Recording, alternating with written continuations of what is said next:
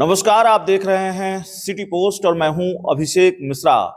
बिहार उपचुनाव के रिजल्ट 23 नवंबर को आने वाले हैं, लेकिन बिहार उपचुनाव पर लगातार हम बातचीत कर रहे हैं। उपचुनाव से जुड़ा हुआ जो गणित है, हिसाब किताब है, उसको समझने की कोशिश कर रहे हैं। आज सवाल यह भी है कि क्या उपेंद्र कुशवाहा और सम्राट चौधरी जैसे नेताओं की साख भी दांव पर लगी हुई है। सम्राट चौधरी भारतीय जनता पार्टी के प्रदेश अध्यक्ष रहे हैं, इस वक्त सरकार में मंत्री हैं, कद्दावर नेता हैं बिहार में बीजेपी के, कहीं कोई दो राय नहीं है। भारतीय जनता पार्टी ने उपेंद्र कुशवाहा को राज्यसभा भेजा है। काराकाट की लोकसभा सीट वो हार गए थे, तो और बिहार में विधानसभा के चुनाव भी हैं। सवाल यह है कि उपचुनाव का नतीजा क्या उपेंद्र कुशवाहा और सम्राट चौधरी की मुश्किल बढ़ाएगा।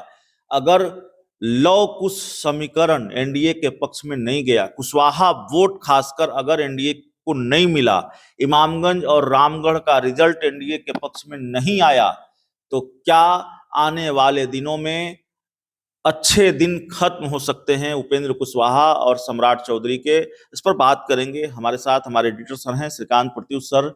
सर, चुनौती उपेंद्र कुशवाहा की भी रही है और लिटमस टेस्ट कर सकते हैं सम्राट चौधरी का भी रहा है। कुशवाहा वोट, खासकर इमामगंज की चर्चा आप करते रहे हैं, रामगढ़ की चर्चा आप करते रहे हैं। अगर कुशवाहा वोट वहां नहीं मिला, एनडीए के पक्ष में नहीं गया कुशवाहा वोट, तो जाहिर है इनकी मुश्किलें बढ़ेंगी। बिल्कुल बढ़ेगी। ये परीक्षा है उपेंद्र कुशवाहा की भी और ये परीक्षा है सम्राट चौधरी की भी, क्योंकि इनको अहमियत क्यों मिल रहा है पार्टी या संगठन में, क्योंकि ये एक जाति के वोट बैंक को प्रभावित करते हैं। आपने देखा कि उपेंद्र कुशवाहा को राज्यसभा बीजेपी ने भेज दिया चुनाव हारने के बावजूद। क्यों? इसलिए कि उसको उम्मीद है कि कुशवाहा के बड़े नेता हैं और चुनाव में कुशवाहा वोटर को लाएंगे साथ। उपेंद्र कुशवाहा ने बहुत जोर भी लगाया इमामगंज में भी और रामगढ़ में भी। सम्राट चौधरी भी हर कुशवाहा गांव में घूमे, बेलागंज में भी, रामगढ़ में भी और इमामगंज में भी। देखिए, इमामगंज में बहुत निर्णायक भूमिका में कुशवाहा वोटर है और उसने लोकसभा चुनाव में साथ दिया था आरजेडी का, क्योंकि उम्मीदवार कुशवाहा था। तो जहां उम्मीदवार कुशवाहा रहता है वहां कुशवाहा समाज बट जाता है। जहां कुशवाहा नहीं है वहां तो कुशवाहा समाज का वोट एनडीए को मिल जाता है, लेकिन इस लोकसभा चुनाव में दिखा है कि अगर कुशवाहा उम्मीदवार नहीं देता है एनडीए और महागठबंधन दे देता है तो उसको इसका फायदा मिलता है। विधानसभा चुनाव में सबसे बड़ी बात है, इमामगंज में तो कोई कुशवाहा उम्मीदवार था नहीं। ऐसे में क्या कुशवाहा ने एनडीए के साथ दिया, क्योंकि कुशवाहा वहां नीतीश कुमार से नाराज था।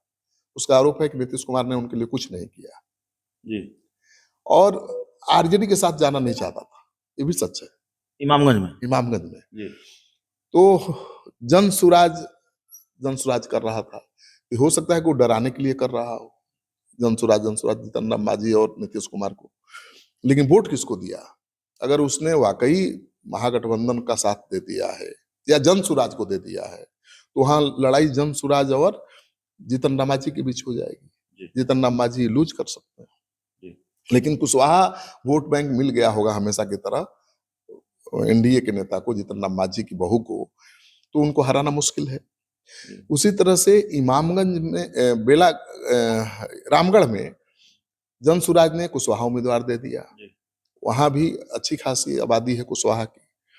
अब देखना यह है कि वहां कुशवाहा ने क्या किया, क्योंकि वहां तो उसके पास ऑप्शन था। वहां किसी ने कुशवाहा उम्मीदवार नहीं दिया, जनसुराज ने दे दिया। तो क्या कुशवाहा समाज का वोट गया, जनसुराज को मिला? अगर मिला होगा तो वहां बीजेपी का खेल बिगड़ जाएगा। आरजेडी के नेता तो मान चुके हैं कि उनकी हार हो चुकी है। आपने देखा सुधाकर का बयान आया था कि पैसे के बल पर, गुंडागर्दी के बल पर बूथ लूटा गया। ठीक है, मतलब वो हार मान चुके हैं और हम पहले ही बता चुके थे कि इस चुनाव में वो तीसरे नंबर पर रहने वाले हैं। वहां बीएसपी नंबर 1 पर है। बीएसपी से बीजेपी की लड़ाई है। लेकिन कुशवाहा वोटर ने साथ नहीं दिया होगा बीजेपी का, तो बीजेपी की हार हो जाएगी, बीएसपी जीत जाएगा। अगर कुशवाहा वोटर ने खुलकर साथ दे दिया होगा बीजेपी का, तो बीजेपी जीत जाएगी। तो बीजेपी के पास एक ही उम्मीद है कि वो रामगढ़ की सीट कुशवाहा समाज की मदद से जीत जाएगी। अगर जीत गए रामगढ़, जीत गए इमामगंज, तो दोनों नेताओं की साख बढ़ेगी, उपेंद्र कुशवाहा की भी, सम्राट चौधरी की।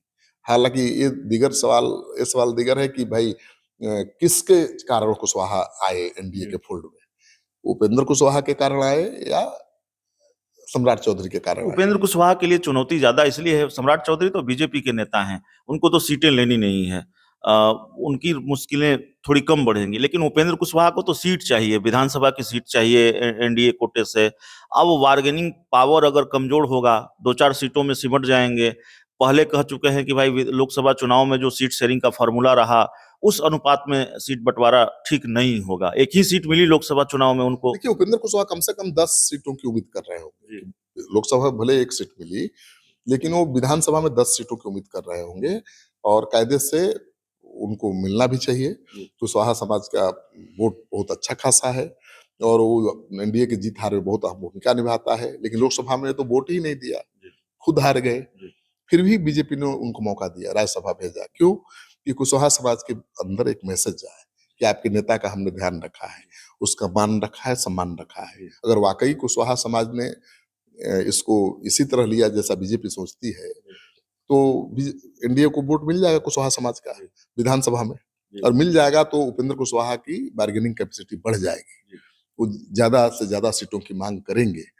अगर हार गए रामगढ़ में भी, इमामगंज में भी, तो उपेंद्र कुशवाहा के भविष्य पर ब्रेक लग जाएगा। भविष्य पर ब्रेक लग जाएगा। उपेंद्र कुशवाहा के लिए ज्यादा बड़ा संकट है ये उपचुनाव, उनके लिए ज्यादा बड़ी चुनौती है। इस पूरी रिपोर्ट में इतना ही। बहुत बहुत धन्यवाद।